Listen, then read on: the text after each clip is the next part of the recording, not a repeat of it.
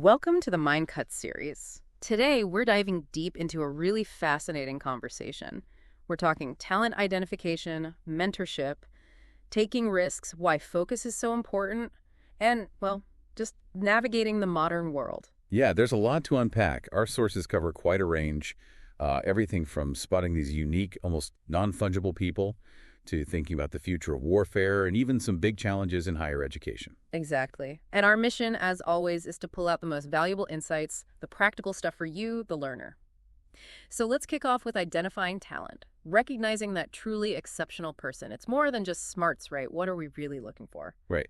And this concept of non-fungible people, or N of ones, is really interesting. We're talking about individuals with these incredibly powerful minds, people who can get stuff done, but maybe they don't fit the standard mold. Okay, N of ones. So like unique, one-of-a-kind talent.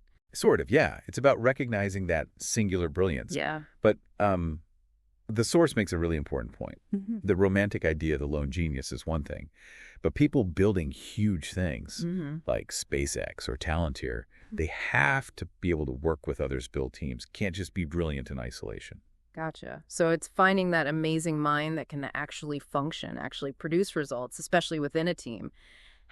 How do you even spot that? What are the signs? Well, one thing highlighted is a track record, like actual functional brilliance. Yeah. Not just potential, but proof they can achieve big things, even if their methods are a bit different. Abrasive personality, maybe, but delivers results? Exactly, that kind of thing. You have to look past the surface, look at the substance, the actual output. And being able to spot that, that's not something you're just born with, is it?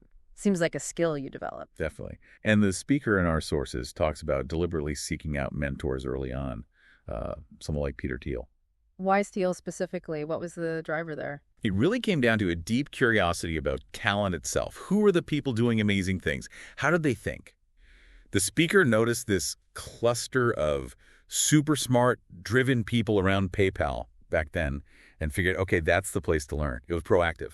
Right. Going to where the talent was. Okay, so let's shift gears a bit. Moving from spotting talented individuals to looking at founders, whole businesses, that feels like a huge leap in complexity. It absolutely is. Yeah. And it brings up this challenge. How do you tell real long-term potential from just, someone putting on a good show for a while? Yeah, that's tough. Does the source give any clues? Not a simple checklist, no. But it circles back to that idea of functional brilliance. Does the founder have a pattern of overcoming tough stuff and delivering?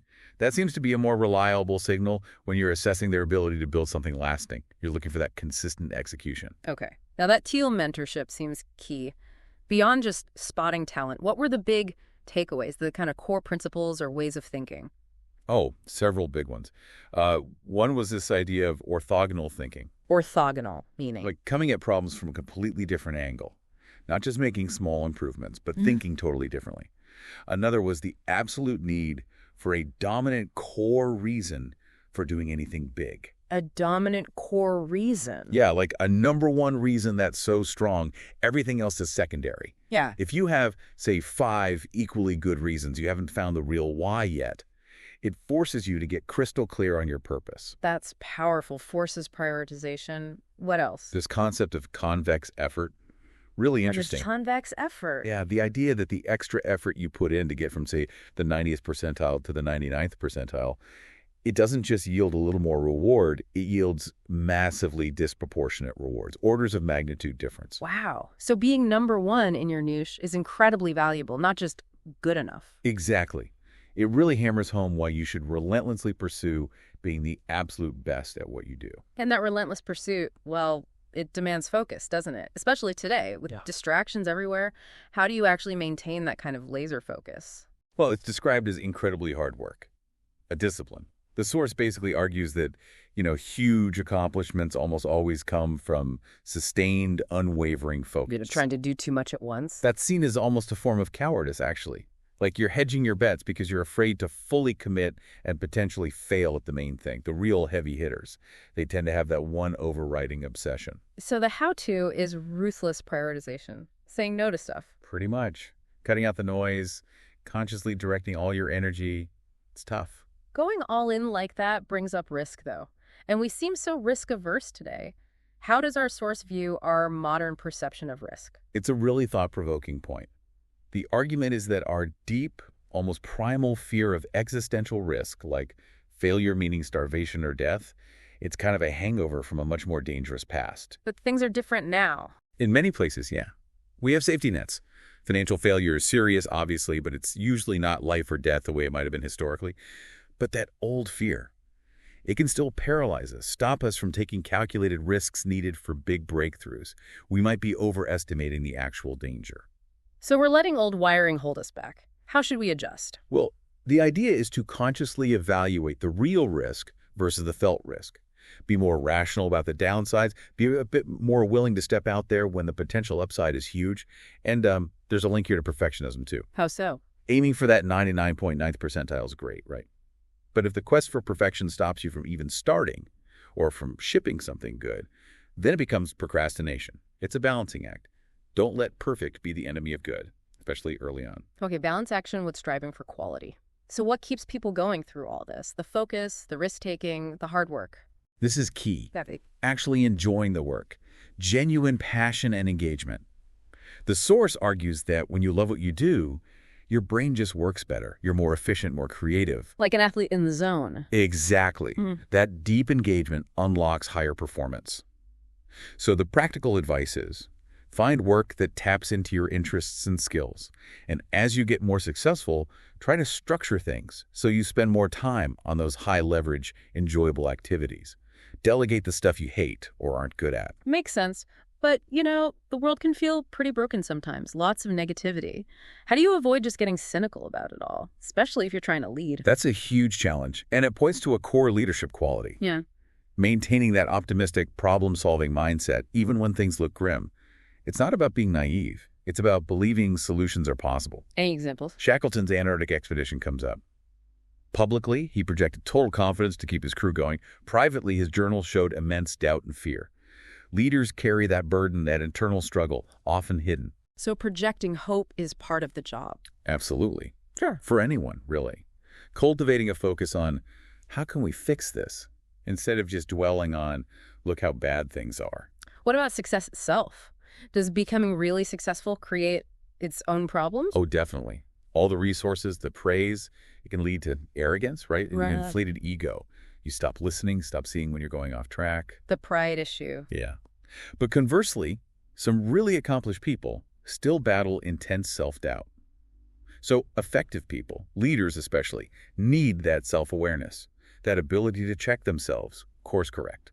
And crucially, they need to instill belief in others, especially when times get tough. It's a constant tightrope walk between confidence and humility. Okay, this seems like a good point to bring in the University of Austin. Our source talks about co-founding it. What was the driving force, the why behind starting a new university? Well, the core motivation seems to be a deep concern about the state of higher education today, a feeling that something important is being lost. Lost? Like what? Like foundational wisdom from, say, Judeo-Christian Enlightenment traditions. There's a worry it's being dismissed or overly critiqued without understanding its value. And, maybe even more pressing, a concern about free speech being stifled on campuses. A culture of conformity rather than open debate. That's the worry. An environment where saying something controversial, even just exploring an idea, feels too risky. The idea is that the core mission of a university open inquiry, pursuing truth, is being compromised in some areas. So it's not saying everything is broken. No. The source acknowledges excellence still exists, especially in narrow STEM fields, and universities are still good for networking. But the criticism is pointed at what's seen as ideological capture, particularly in humanities and social sciences, plus this issue of massive administrative growth. Ah, the admin bloat. More administrators than faculty in some places. Yeah, the numbers are striking at some elite schools. It raises questions about where the money and focus are really going. And this challenge of keeping ideology in check, Sullivan's Law comes up. What's that about?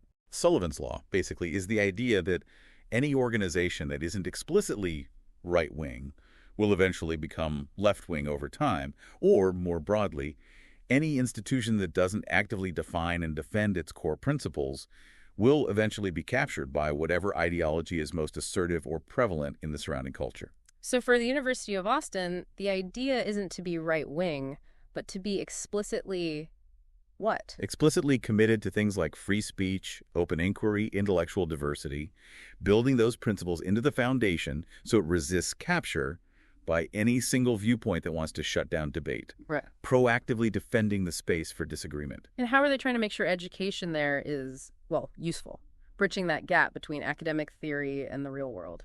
It sounds like a very deliberate blend, Mhm. a strong grounding in classics history, philosophy, literature, but combined with practical application. They're bringing in successful entrepreneurs, builders, leaders to help shape courses and interact with students. So learning the foundational ideas and how to apply them. Exactly. The goal seems to be graduates who can think critically and act effectively, who understand the deep context, but can also, build something or solve a problem in the real world. This blending of ideas, even opposing ones, links to that concept of dialectics you mentioned earlier. Can you unpack that a bit more? How is that useful? Sure. Dialectics, at its heart, is about recognizing that complex issues often have truth on multiple sides. There isn't just one right answer. Think about building a product, right? Okay. You need that bold, maybe even stubborn initial vision, but you also need to listen to users, iterate, adapt based on feedback. Those seem like opposite poles, vision versus adaptation, but you absolutely need both. So dialectical thinking is holding both those needs in mind. Precisely. Understanding the tension, seeing how these opposing forces actually work together to get a better result. It's not either, it's often both and. The source also used the example of Nietzschean versus Judeo-Christian values. How does that illustrate a dialectic? Well, you can see the Nietzschean side emphasizing maybe the exceptional individual, the drive for greatness as pushing society forward. Strength, will, excellence. Right. And the Judeo-Christian tradition strongly emphasizes the inherent worth and dignity of every single person, regardless of ability or status. Compassion, universal value. So seemingly different value systems. Yeah, but understanding that tension helps you think more deeply about complex societal issues. Like, how do we foster innovation and reward high achievers, maybe the Nietzschean impulse, while also ensuring a safety net and upholding the value of the vulnerable, the Judeo-Christian impulse? We likely need insights from both. The source calls this ability thinking in superpositions, holding conflicting ideas at the same time. Thinking in superpositions. I like that. Okay, looking forward. What about AI in education? What's the potential there, according to our sources? And potentially revolutionary. The big promise is personalization. AI tutors that can adapt to exactly how you learn best, figure out your weak spots, feed you the right material at the right pace. Moving beyond the one-size-fits-all classroom. Exactly. Moving away from what the source cheekily calls torturous daycare towards something much more tailored and hopefully more engaging and effective. There's even an interesting observation about personalized learning, potentially reducing ADHD diagnoses, suggesting maybe the traditional system exacerbates it for some kids. That's fascinating. But does this mean the end of universities as physical places? Does that in-person experience still matter? Oh, absolutely. Yeah. The source strongly argues it does. Those spontaneous conversations, bumping into people with different ideas, learning social navigation, that's incredibly hard to replicate online. The social and networking aspect. And just the intellectual ferment of being around other curious people. AI can be an amazing tool within that, but it probably can't replace the whole experience. Okay, let's shift to some bigger picture stuff. Geopolitics. U.S. tariffs came up. What's the thinking there? It's not just simple protectionism, is it?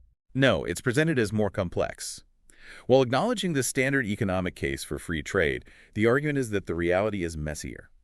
Some countries use unfair tactics, non-tariff barriers, and intellectual property theft. So tariffs are a response to that. Partly, yes. A tool to try and level the playing field, protect key domestic industries, especially for national security reasons, like defense manufacturing, and maybe even address environmental concerns like taxing goods made with dirty processes. It's a strategic reevaluation, not just pure economics. Strategic. Okay. And linked to that, what about global stability? Where are the main worries focused? Iran comes up specifically as a major concern. Its support for terrorism, its destabilizing actions in the Middle East, its nuclear ambitions, that's seen as a very real active threat. Other global instabilities are mentioned, but Iran seems highlighted as particularly problematic right now. Got it. And the future of war itself. Sounds like big changes are coming. Huge changes. Drones, obviously, but also things like EMP, electromagnetic pulse weapons that can knock out electronics, and autonomous systems, air, land, sea, space.